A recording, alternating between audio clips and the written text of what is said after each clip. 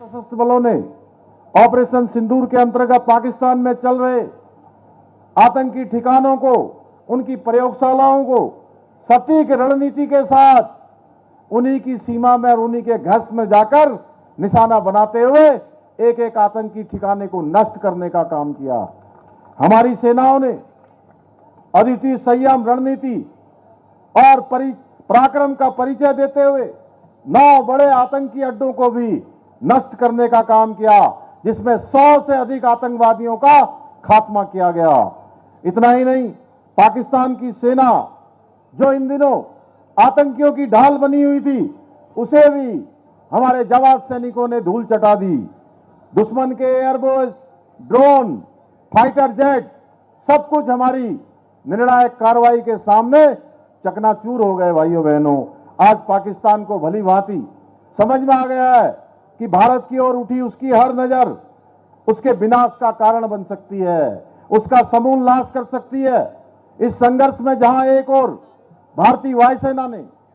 सटीकता के साथ सीमा पार सर्जिकल स्ट्राइक को अंजाम देते हुए आतंकी ठिकाने को तबाह करने का कार्य किया, वहीं भारतीय थल सेना ने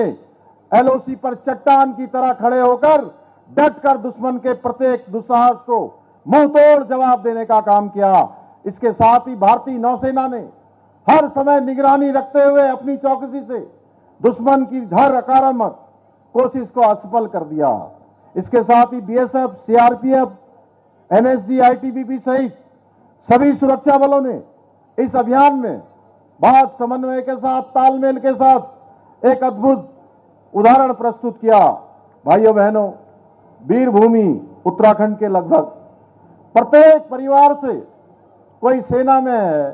कोई हमारे पैरा मिलिट्री फोर्सों में, कोई अर्धसैनिक बलों में, कोई न कोई सदस्य सेना में जरूर होता है। मैं भी स्वयं एक सैनिक का बेटा हूं। आज मुझे ये देखकर अत्यंत गर्व की अनुभूति होती है कि आदरणीय प्रधानमंत्री श्री नरेंद्र मोदी जी के नेतृत्व में किस प्रकार से हमारे जवानों का,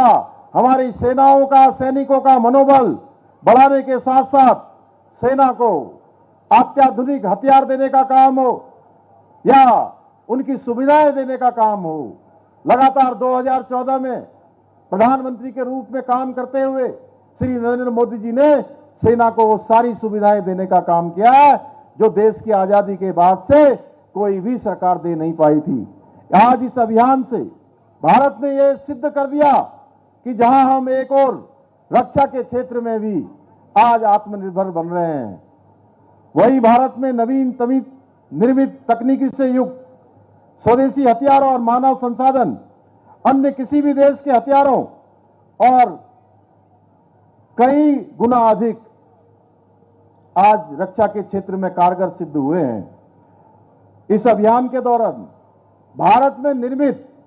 आकाश मिसाइल, अत्याधुनिक S-400 सिस्टम जैसे हथियार हमारी सुरक्षा का अवैध कवच बने हैं। हमारे जवानों ने ऑपरेशन सिंदूर के दौरान विश्व को यह बतला दिया कि आज भारत किसी भी क्षेत्र में दुनिया के किसी देश से कम नहीं है। भाइयों बहनों,